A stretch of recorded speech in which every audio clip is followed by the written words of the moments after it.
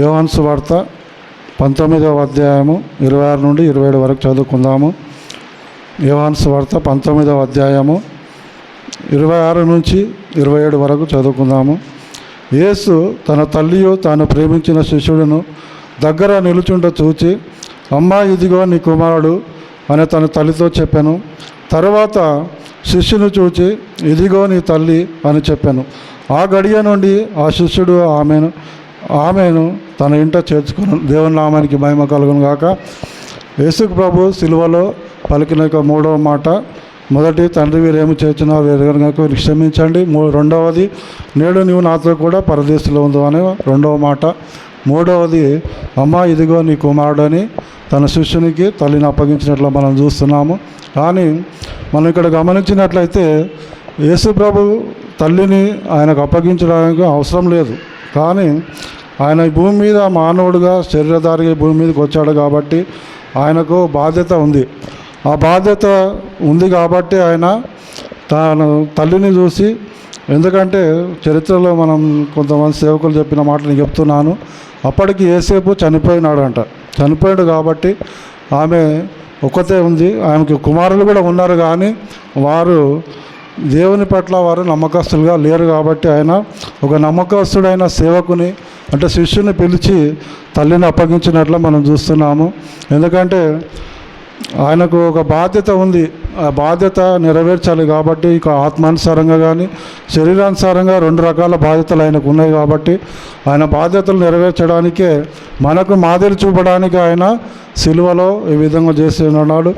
అందుకొరకు ఆయన ఏం చేసిండంటే తల్లిని పిలిచి యోహాను అనే తాను ప్రేమించిన యేసుక్రీస్తు ప్రేమించిన శిష్యుని పిలిచి, అమ్మా, ఇదిగో నీ కుమారుడు అని చెప్పి, శిష్యుని చూచి ఇదిగో నీ తల్లి అని చెప్పి తనకు అప్పగించినట్లుగా మనం చూస్తున్నాం. దేవుని నామానికి మహిమ కలుగును గాక. అయితే యేసు ప్రభు శరీర రీతిగా ఈ భూమి మీద జన్మించాడు కాబట్టి ఆయన కుటుంబంలో ఆయన పెద్ద కుమారుడు. ఎందుకంటే కుటుంబంలో పెద్ద కుమారునికి బాధ్యతలు ఎక్కువ ఉంటాయి కాబట్టి ఆయన బాధ్యత ఈ లోకాన్ని విడిచిపోయక ముందు ఆయన బాధ్యత సంపూర్ణంగా చేయాలి. కాబట్టి ఆయన తన తల్లి విషయంలో ఆ బాధ్యత నెరవేర్చినట్లుగా మనం చూస్తున్నాం. ఎందుకంటే ఈ లోకంలో మనం ప్రతి కుటుంబంలో పెద్ద కుమారునికి వారి కుటుంబంలో ఎన్నో నిందలు ఉంటాయి, అవమానాలు ఉంటాయి, ఘనత కూడా ఉంటుంది. అలాగే యేసుక్రీస్తు కూడా ఈ లోకంలో ఆయన శరీరధారిగా జీవించినప్పుడు ఎన్నో నిందలు ఉన్నాయి, అవమానాలు వచ్చాయి, ఆయన ఘనత కూడా వచ్చింది. కాబట్టి ఆయన బాధ్యతను తన శిష్యు ఆయన నెరవేర్చాడు. ఏమంటే ఆయన ఈ లోకానికి శరీరధారిగా వచ్చి ఆయన తన ప్రాణంను అర్పించి ఆయన రక్తంను కార్చి ఈ లోకంలో చనిపోయి తిరిగి 3వ దినాలు లేవాలి. ఆయన మా సమస్త మనకు మాదిరిగా చూపాడు, మాదిరికరంగా ఉన్నాడు, తండ్రి చిత్తాన్ని నెరవేర్చాడు. కాబట్టి ఆయన తన బాధ్యత నెరవేర్చుకున్నాడు. తాను ఇంకా తన మిగిలిపోయిన తన బాధ్యతను ఆయన శిష్యునికి అప్పగించిపోయాడు. ఏమంటే తల్లి విషయంలో మనము వాక్యంలో చూస్తున్నాం, నీ తల్లిని తండ్రిని సన్మానించును, అప్పుడు నువ్వు దీర్ఘాయుష్మంతుడు, ఈ భూమి మీద దీర్ఘాయుష్మంతుడివై ఉంటావు అని తెలుస్తున్నాము. కాబట్టి ఆయన తల్లి విషయంలో తన బాధ్యత నెరవేర్చుకున్నాడు. ఎందుకొరకు అంటే అప్పటికి ఆయనకు 2 తమ్ముళ్ళు ఉన్నారు, కానీ ఆయన తమ్ముళ్లకు తల్లిని అప్పగించాలి కానీ అప్పగించలేదు. ఎందుకంటే వాళ్ళ సహోదరులు యేసుక్రీస్తు విషయంలో వారు నమ్మకం ఉంచలేదు. మన మార్కు సువార్త 3వ అధ్యాయము 21వ వచనంలో చూసినట్లయితే వాళ్ళు ఆయన యందు వాళ్ళు నమ్మకం ఉంచకుండా ఏం చేశారంటే ఈయనకు మతి చలించింది, ఈయనకు పిచ్చి పట్టిందని ఆయన మీద నిందలు వేశారు. ఆ విధంగానే ఆయన యోహాను సువార్తలో చూసినట్లయితే 7వ అధ్యాయం 5వ వచనంలో కూడా ఆయన యందు వాళ్ళు విశ్వాసం ఉంచలేదని మనం చూస్తున్నాం. కాబట్టి ఎవరైతే నమ్మకస్తులుగా ఉన్నారో వారిని మాత్రమే ఆయనకు తల్లిని వారికి అప్పగించినట్లుగా మనం చూస్తున్నాం. దేవుని నామానికి మహిమ కలుగును గాక.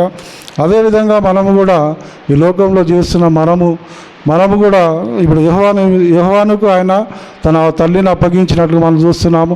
యోహాను కూడా తన బాధ్యత నెరవేర్చి ఈ లోకాన్ని విడిచిపెట్టి వెళ్ళిపోయాడు. కానీ సంఘముగా ఇప్పుడు క్రైస్తవులుగా పిలువబడుతున్న మనకు కూడా ఒక బాధ్యత ఉంది. ఏంటంటే శరీరానుసారంగా మన తల్లిదండ్రులను మనం ప్రేమించాలి, మన తల్లిదండ్రులను మనం సన్మానించాలి. మన తల్లిదండ్రులను మనము ఘనపరచాలి, మన తోటి వారిని ప్రేమించాలి, మన తోటి వారిని కూడా మనము ఘనపరచాలి. ఆ విధంగా దేవుడు మనకు మాదిరి చూపడానికే ఈ బాధ్యతను మనకి ఇచ్చాడు. యేసుక్రీస్తు నామములో బాప్తిసం తీసుకున్న మనం అందరము కూడా మన కుటుంబాల్లో మనం ఏ విధంగా ఉన్నామో పరీక్ష చేసుకోవాలి. ఈ దినాల్లో చాలామంది క్రైస్తవ కుటుంబాల్లో కూడా తల్లిదండ్రులను ప్రేమించలేని వారుగా ఉన్నారు. ఇప్పుడు అన్నిల మధ్యలో జరుగుతుందంటే ఏమో లోకస్తులు శరీరానుసారులు కాబట్టి వారు ఆ విధంగా చేస్తున్నారని అనుకోవచ్చు. కానీ క్రైస్తవులు అని చెప్పుకొచ్చిన వారు కూడా ఆ విధంగానే జీవిస్తున్నారు. కాబట్టి ఒకవేళ మన మధ్యలో ఈ సంఘంలో ఎవరైనా ఆ విధంగా ఉంటే వారు మీరు మనసు మార్చుకోండి. ఎందుకంటే దేవుడు మనకు ఇచ్చిన మొట్టమొదటి ఆజ్ఞ అది, నీ తల్లిని తండ్రిని సన్మానించుము, భూమి మీద నువ్వు దీర్ఘాయుష్మంతుడు అవుదువు అని. మన భూమి మీద దీర్ఘాయుష్మంతులం అవ్వాలంటే మన తల్లిదండ్రులను మనము ప్రేమించాలి, సన్మానించాలి. మనం భూమి మీద దీర్ఘాయుష్మానం పొందాలంటే తల్లిదండ్రులను ప్రేమించినప్పుడే దీర్ఘాయుష్మంతులుగా మనం ఈ లోకంలో జీవిస్తాం. ఎంతవరకు అంటే దేవుడు మనకు ఆయుష్ ఇచ్చిన కాలం. చాలామంది అనుకుంటారు దీర్ఘాయుష్మంతులు అవుతారంటే 50, 70 సంవత్సరాలు, 80 సంవత్సరాలు, 90 సంవత్సరాలు, 100 సంవత్సరాలు జీవిస్తారు అనుకుంటారు. కానీ మనము ఎప్పుడైతే మన ఆయుష్ దేవుడు ఎంతవరకు ఇచ్చిండో అంతవరకు 30 సంవత్సరాలు కానీ, 40 సంవత్సరాలు కానీ, 50 సంవత్సరాలు కానీ, ఎన్ని సంవత్సరాలు దేవుడు మనకు ఆయుష్ ఇచ్చిండో ఆ ఆయుష్ కాలం అంతా మనము తల్లిదండ్రుల పట్ల నమ్మకంగా ఉండాలి. దీర్ఘాయుష్మంతులు భూమిని స్వతంత్రించుకుంటారంటే, భూమి మీద దీర్ఘాయుష్మంతులు అవుతారంటే మనము ఎన్నో సంవత్సరాలు జీవించే అవసరం లేదు. ఎప్పుడైతే మనం ఈ భూమి మీద నమ్మకస్తులుగా తల్లిదండ్రుల విషయంలో ఉంటామో, ఎప్పుడైతే వాక్యానుసారంగా మనం జీవిస్తామో మనము దీర్ఘాయుష్మంతులుగా అవుతాం. భూమి మీద మన ఆయుష్ కొద్దిగా ఉన్నప్పటికీ శాశ్వతమైన రాజ్యంలో శాశ్వతమైన దేవునితో మనం ఉంటాం. ఎందుకంటే మనము పరలోక రాజ్యం కొరకు ప్రయాసపడుతున్నాం, కానీ పరలోక రాజ్యమే భూమి మీదకి ఒక రోజు వస్తుంది. అది 1000 ఏళ్ల పరిపాలన కూడా మనము క్రీస్తువు కూడా పరిపాలన చేస్తాం. ఎందుకంటే భూమి మీద మన దీర్ఘాయుష్మంతులు పొందాలంటే ముందుగా మనం ఈ లోకంలో జీవించినంత మట్టుకు వాక్యానుసారంగా జీవించాలి, వాక్యానుసారంగా నడుచుకోవాలి, తల్లిదండ్రులను సన్మానించాలి. దేవుడు మనకి ఏ ఆజ్ఞలు ఇచ్చిండో ఆ ఆజ్ఞలు పాటించి ఆ దేవుని యొక్క నడిపింపులో మనల్ని సమర్పించుకొని జీవించాలి. అప్పుడే మనం దీర్ఘాయుష్మంతులుగా ఉంటాం. ఇప్పుడు యేసుక్రీస్తు తండ్రిని సన్మానించాడు, కానీ ఆయన 33.5 సంవత్సరాలు భూమి మీద జీవించాడు. అంటే ఆయన దీర్ఘాయుష్మంతుడు అయ్యిండా? శరీరరీతిగా మనం ఆలోచన చేస్తే దీర్ఘాయుష్మంతుడుగా ఆయన కాలేదు, కానీ ఆత్మ సంబంధంగా ఆయన దీర్ఘాయుష్మంతుడుగా ఉన్నాడు, సదాకాలం జీవిస్తున్నాడు. ఆయన మరలా 2వ మారు భూమి మీదకి వస్తాడు. ఈ భూమి మీద పరిపాలన నీతి రాజ్యంను స్థాపిస్తాడు, ఆయన పరిపాలిస్తాడు. ఎందుకంటే ఆ విధంగానే మనం కూడా ఆయన వెంబడిస్తున్న మనం కూడా తల్లిదండ్రులను ప్రేమించి దీర్ఘాయుష్మంతులుగా మనం ఉండాలి. మనము గలతీ పత్రికలో చూస్తున్నాం 4వ అధ్యాయము 26వ వచనంలో, 4వ అధ్యాయం 26వ వచనం గలతీ పత్రికలో మనము భూమి మీద ఒక యెరూషలేము పట్టణం ఉంది. ఆ యెరూషలేము పట్టణము ఇప్పుడు ప్రస్తుతము దాస్యంలో ఉందని వాయబడ్డది. కానీ పైన మనకు ఒక యెరూషలేము అనేది ఉంది, అది మనకు తల్లి. అంటే అది ఆత్మ సంబంధంగా అది మనకు తల్లి కాబట్టి పైన యెరూషలేమును కూడా మనం సిద్ధపడాలి. అది తిరిగి ఆ యెరూషలేము ఒకనాడు భూమి మీదకి మరలా రాబోతుంది. కాబట్టి మనం ఆ యెరూషలేమును ప్రేమించే వారంగా ఉండాలి. ఆ యెరూషలేము పట్టణాన్ని మనం ప్రేమించి ఏ విధంగా ప్రేమించాలి అంటే మనం శరీరానుసారంగా ఈ భూమి మీద ఉన్న తల్లిదండ్రులను ప్రేమించాలి, పరలోక సంబంధమైన యెరూషలేము పట్టణాన్ని కూడా మనము ప్రేమించాలంటే మనం ఏం చేయాలి? ఆయన ఇచ్చిన ఆజ్ఞలను కట్టడలు అనుసరించాలి. ఆ యెరూషలేము క్షేమం కొరకు మనం ప్రార్థించినప్పుడే మనం ఆ యెరూషలేములో చేరుతాము, ఆ యెరూషలేముకు మనం వెళ్తాం. ఎందుకంటే ఆ పేతురు రాసుకున్న పత్రికలో రాయబడ్డది, మనం ఆత్మ సంబంధం రాళ్ళగా చెక్కబడుతున్నాం. కాబట్టి ఆ యెరూషలేము పట్టణంలో మనం చేరాలి అంటే ముందుగా మనము తల్లిదండ్రులను సన్మానించాలి, తల్లిదండ్రులను గౌరవించాలి, తల్లిదండ్రులను ప్రేమించాలి. అదేవిధంగా యేసుక్రీస్తు కూడా ఈ లోకంలో జీవించినంత మటుకు ఆయన తల్లిదండ్రులను ప్రేమించాడు, వాళ్ళు గౌరవించాడు. కాబట్టి ఆయన కూడా దీర్ఘాయుష్మంతుడుగా జీవించాడు. ఎందుకంటే ఇది శరీరానుసారంగా నేను చెప్తున్నాను. ఆత్మానుసారంగా ఆయన సజీవుడుగా ఉన్నాడు, నిత్యము జీవిస్తున్నాడు. మనము కూడా మనం దీర్ఘాయుషు పొందుకోవాలంటే మనము కూడా తల్లిదండ్రులను ప్రేమించాలి. మనం కూడా ఆత్మానుసారంగా నిత్యము ఆయనతో కూడా జీవిస్తాము. అలాగే మనం చూసినట్లయితే యెషయా గ్రంథం 66:10 కూడా వ్రాయబడ్డది, యెరూషలేమును ప్రేమించు వారలారా మీరు ఆనందించుడి, ఉత్సాహించుడి, సంతోషించుడి అని. మనం ఎప్పుడైతే భూమి మీద మనము జీవించినంత కాలము మన శ్రమలు, మన కష్టాలు, మన స్వార్థము, మన అవసరతల గురించి ఎప్పుడు ఆలోచన చేస్తుంటాం. కానీ ఆ విధంగా మనం ఉండకూడదు.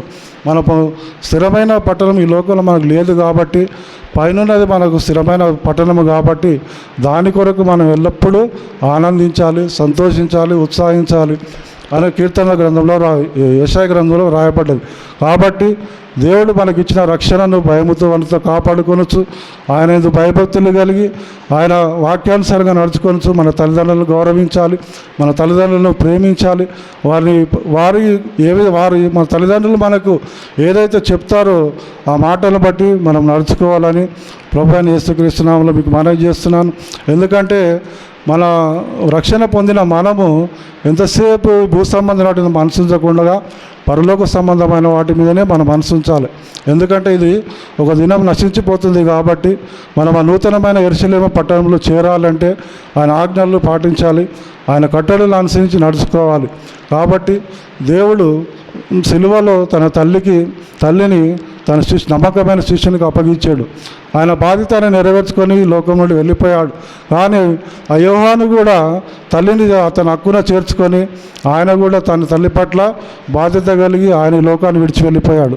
కానీ ఇప్పుడు జీవిస్తున్న మనము, క్రైస్తవులుగా పిలువబడుచున్న మనము కూడా మన బాధ్యత మనము నెరవేర్చాలి.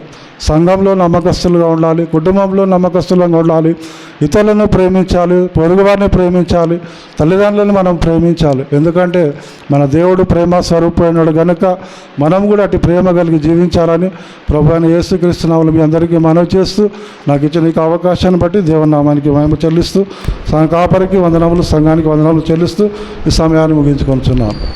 ఆమేన్. ముల్లాతో కిరీటము నల్లేని శిరమున నెడితి, ముల్లాతో కిరీటము నల్లేని శిరమున నెడితి, నా వల్ల నేరమాయే,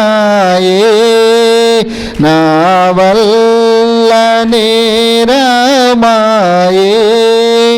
చల్లని దయగల తండ్రి, చల్లని దయగల తండ్రి, అపరాధిని యేసయ్యా కృపజూపి బ్రోవుమయ్యా. దేవునికి స్తోత్రం, హల్లెలూయా. అమ్మాయి ఎన్నో మాట చెప్పాడు. నాకు కొంచెం డౌట్గానే ఉంది మీరు చెప్తా ఉంటే. మూడో మాట నేనా బ్రదర్, అంతేనా? రైట్. మొత్తం ఎన్ని మాటలు ఉన్నాయి? ఎన్ని అయిపోయినాయి? ఇంకెన్ని ఉన్నాయి? 4 ఉన్నాయా? మంచిది. అంటే ఫ్యాన్లు బాగా తిరుగుతున్నాయి కదా, నాకు కొంచెం డౌటు. ఏమొస్తుంది చెప్పండి? చింకి తల కిందకి దించుకొని కూర్చుంటుంది. ఏమొస్తుంది చెప్పండి? నిద్ర వస్తుంది కదా. కాబట్టి మీరు అలర్ట్గా ఉన్నారో లేదో అని అట్లా టెస్ట్ చేశారు. దేవునికి స్తోత్రం, హల్లెలూయా. మంచిది. మరి చక్కని వాక్యాన్ని అందించినటువంటి పాస్టర్ జేపల్ గారిని దేవుడు వారిని, వారి కుటుంబాన్ని దీవించి ఆశీర్వదించును గాక. ప్రార్థన చేద్దాం. వారి కొరకు, వారి కుటుంబం కొరకు మన మధ్యలో ఉన్న హన్నమ్మ గారు ప్రార్థనలో నడిపిస్తారు. మనందరం వారితో ఏకీభవిద్దాం.